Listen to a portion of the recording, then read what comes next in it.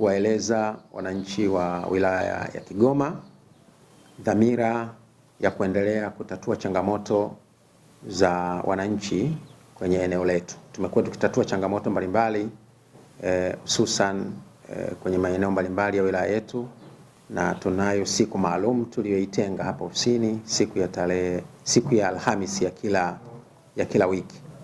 Lakini kutokana na wingi wa changamoto za wananchi tumeamua sasa kushughulika kwanza na changamoto za ardhi, ambapo tutafanya kliniki maalum ya utatuzi wa changamoto za ardhi, ambapo watumishi wa halmashauri zote mbili pamoja na kamishna msaidizi wa mkoa wa Kigoma na timu yake tutashirikiana kutatua changamoto hizi za ardhi nje ya ofisi zetu.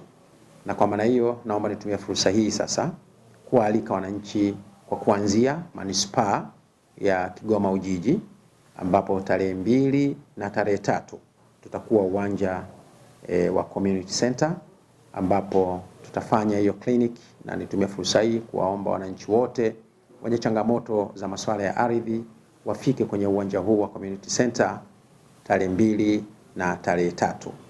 Tarehe 4 na tarehe 5 tutakuwa uwanja wa Kawawa, kwa sababu mnafahamu kutoka Ujiji kule mpaka kufika community center pana hatua kidogo, na kwa maana hiyo tunalazimika kuhamisha kliniki yetu upande ule wa Ujiji kwenye uwanja wa Kawawa. Pale napo tutakuwa kwa muda wa siku 2. Baada ya hapo tutahamia halmashauri ya wilaya, ambapo itakuwa ni tarehe 9 sasa mwezi wa 3. Tutakuwa kwenye eneo la ofisi ya kata ya Kagongo.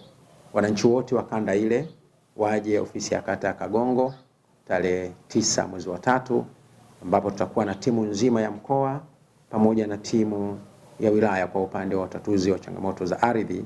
Tutakuwa pale na tunatatua changamoto papo kwa papo. Lakini tarehe 10 mwezi wa 3 tutakwenda Mungonya pale sokoni.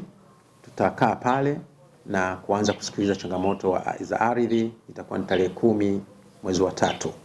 Tarehe 11 mwezi wa 3 tutakwenda Kalalangabo. Tutakaa pale kutwa nzima kusikiliza changamoto za ardhi. Na tarehe 12 mwezi wa 3 tutakuwa Mwandiga sokoni. Kwa hiyo mji mdogo wa Mwandiga tutakuwa pale tarehe 12 mwezi wa 3 kwa ajili ya kusikiliza changamoto za wananchi kuhusiana na matatizo ama changamoto za ardhi.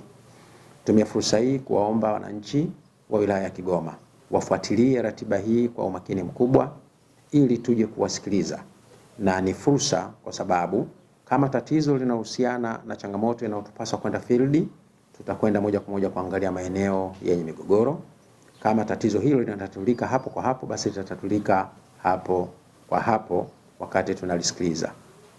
Jana tulisikiliza changamoto hapo ofisini na timu nzima hiyo ambayo nimeitaja, na tumefanikiwa kutatua changamoto kwa 80% za wale waliokuja.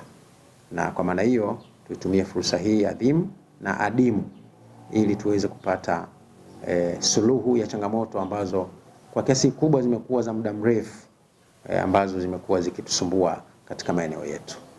Asanteni sana kwa kunisikiliza. Ninawakaribisha kila mtu amwambie mwenzake kuhusiana na taarifa hii.